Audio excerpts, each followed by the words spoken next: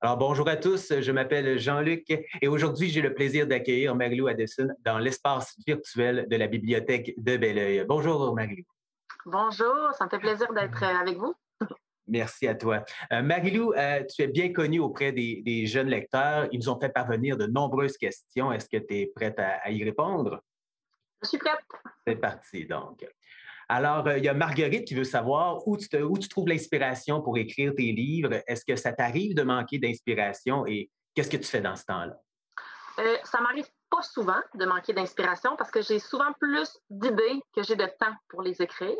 Sauf que c'est sûr que des fois, je dois chercher dans ma tête, bon, pour essayer de bien faire fonctionner mon histoire. Et là où je trouve le plus d'inspiration, je dirais que c'est souvent en lisant beaucoup, beaucoup, beaucoup. Moi, je suis une très grande lectrice, donc je passe mon temps à lire. Dès que j'ai un petit moment de libre, je vais lire. Puis mine de rien, ça fait fonctionner mon imagination, ce qui fait que je suis toujours dans ce monde-là un peu imaginaire. Donc, c'est assez facile de trouver des idées avec ce truc-là. Mais il y a aussi un truc particulier que je peux donner, c'est que juste de regarder des illustrations, des images, des dessins, tout ça, ça fait fonctionner une autre partie de notre cerveau imaginaire, disons. Puis avec ça, ça peut m'aider aussi beaucoup à trouver des idées. Des idées. Mia, elle demande si tu t'inspires de tes expériences personnelles aussi pour écrire tes livres. Ça dépend des romans, parce que j'en écris aussi d'horreur, donc ça, c'est très peu mon vécu personnel.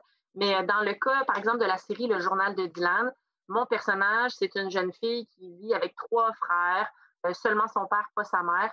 Et moi, dans ma vie personnelle, bon, quand j'étais jeune, je vivais avec mes deux frères et mes parents, donc un univers particulièrement de garçons. Aujourd'hui, j'ai trois garçons, mon conjoint a un fils, ça nous fait une famille juste de gars. Donc, je peux dire que oui, je peux me nourrir un peu de ce vécu-là d'une fille vivant encerclée de garçons. Donc, ouais, ça m'arrive de me fier sur mon vécu personnel.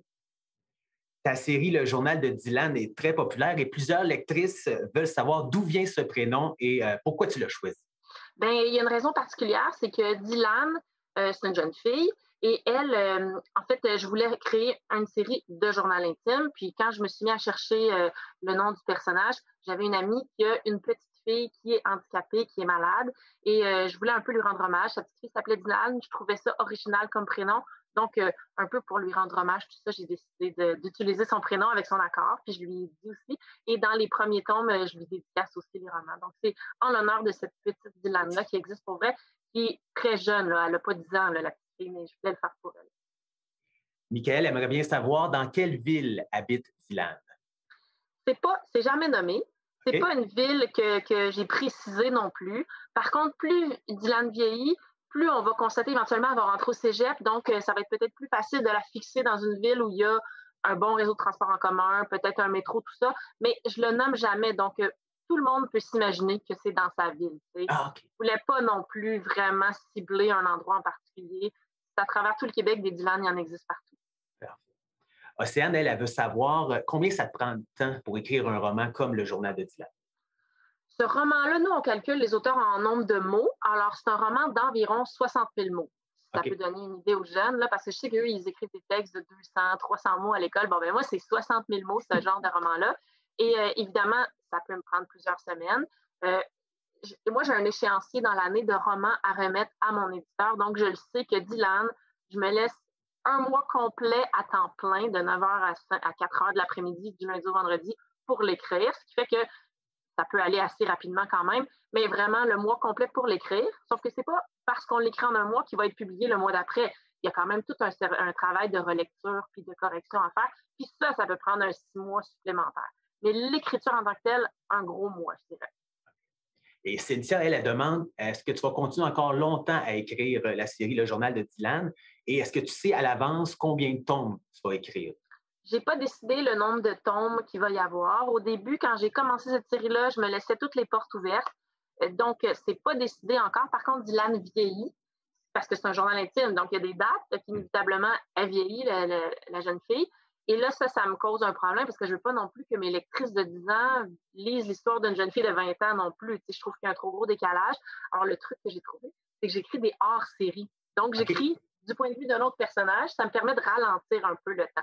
Mais pour le moment, j'ai pas de date, de nombre de tomes précis que je vais écrire, ni de date où le roman va se terminer, la série va se terminer. Donc, ça continue, n'ayez pas peur. Mais c'est ça. J'essaie de la ralentir. J'écris des romans. Au lieu d'écrire 3 mois dans un tome, j'écris 2 mois maintenant pour que ça aille un peu moins vite. J'essaie de trouver des trucs. Excellent. Et Doriane, elle veut savoir qu'est-ce qui est le plus difficile dans le métier d'auteur? Le plus difficile, je dirais, c'est d'être discipliné. Parce que c'est sûr que le matin, quand je me lève, ça va m'arriver d'avoir des journées où oh, ça me tente un peu moins. Puis là, rapidement, je vais tomber sur les réseaux sociaux. Puis là, je me trouve 12 000 raisons pour ne pas travailler. Tu sais, ou ah, j'ai de la vaisselle à faire, j'ai du lavage à faire aussi. Bon, c'est vraiment l'autodiscipline qui est le plus difficile. Par contre, le fait de travailler à la maison a aussi plein d'avantages. Par exemple, je peux écrire au moment où je veux dans la journée. Si je prends un peu de retard, je continue un peu plus loin dans la journée. J'ai pas à sortir non plus de chez moi. Donc, il y a plein d'avantages, mais il y a aussi plein d'inconvénients reliés au fait de travailler chez soi, puis on doit se motiver nous-mêmes. Et Émilie, elle voudrait savoir à quel âge que tu voulais être auteur et à quel âge tu as écrit ton premier roman. Ben, ce qui est particulier, c'est que moi, je ne voulais pas être auteur. C'était vraiment précis dans ma tête. Je ne voulais pas écrire. Je me disais, ah, j'ai pas d'imagination, j'ai pas d'idée, je serai jamais capable d'écrire. Parce que moi, en fait, ma mère, elle est auteure jeunesse. Puis je la voyais écrire, je la voyais travailler. Je trouvais donc que c'était merveilleux ce qu'elle faisait. Ça fait que moi, je me mettais une pression supplémentaire en me disant, je ne serais pas capable de faire ça. Puis mes enseignantes me disaient, ah, tu vois, Marie-Lou, ta mère est auteure, tu vas être bonne, tu dois bien écrire. Toute cette pression-là faisait en sorte que je ne voulais vraiment pas écrire. Mais j'adorais lire, ce qui fait que je suis quand même allée étudier à l'université en littérature. Donc, j'ai un peu tracé le chemin malgré tout. Puis mon premier roman, je l'ai publié, j'avais 22 ans finalement, 21 je pense. En tout cas, ça fait quand même une vingtaine d'années. Puis c'est là que j'ai commencé à vraiment m'intéresser à le devenir auteur parce qu'il y a aussi que j'ai pas le même nom de famille que ma mère, fait que ça a fait en sorte que je me suis dissociée d'elle, puis ça m'a beaucoup aidée. Ah, oui, donc voilà, à peu près. Ouais. Steph demande quel est le livre que tu as préféré écrire et pourquoi? Préféré écrire, ça veut dire que donc j'aurais eu beaucoup de plaisir pendant l'écriture. Je pense que j'ai particulièrement aimé écrire un roman d'horreur que là, je ne présenterai pas ici aujourd'hui, parce que je trouvais mon personnage vraiment fascinant et j'aimais ça me plonger dans la tête de ce personnage. Ça s'appelle Bouche cousue. C'est un truc pour adultes vraiment un peu plus dur. Là. Je ne vous montrerai pas les couvertures.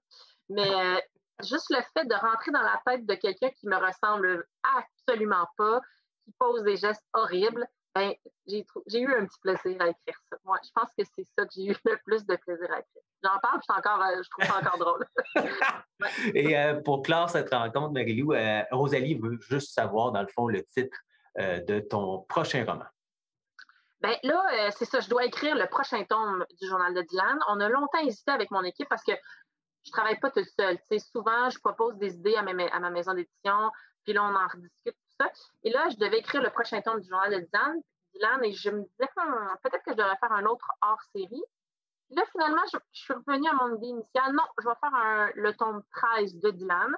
Okay. Et le titre, les lectrices et lecteurs vont le comprendre, ça va s'appeler Crime Puff, parce que mon personnage principal dit toujours ça dans tous les livres. Crime Puff, c'est son patois.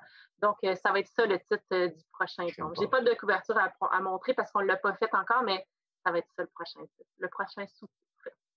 Alors, merci Marie-Lou. Merci aux lecteurs et aux lectrices qui nous ont envoyé des questions. Alors, les romans de Marie-Lou sont disponibles en librairie et vous pouvez les emprunter à la bibliothèque.